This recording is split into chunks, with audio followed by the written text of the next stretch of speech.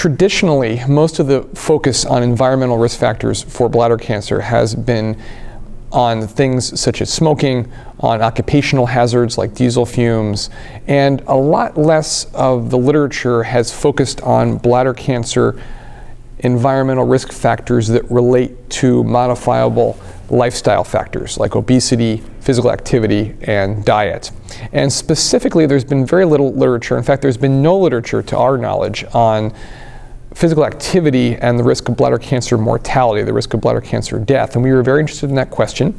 So we looked at a large data set of individuals in the United States who at baseline had a comprehensive health survey that included things like obesity, physical activity, smoking, also a number of other demographic factors.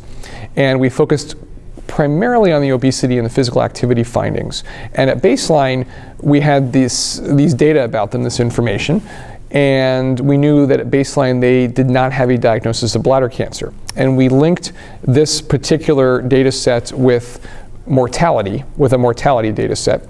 And what we essentially found when we did Cox multivariable regression was that the patients who had any amount, or the participants rather, in the study who had any amount of physical activity, any amount of exercise, were half as likely to die of bladder cancer than patients who had very little or no physical activity or exercise. And what we took from that really are two things, I think. The first is that it suggests that if we have bladder cancer patients and we design appropriate kinds of studies and appropriate kinds of interventions related to exercise, we can potentially reduce their risk of bladder cancer specific mortality.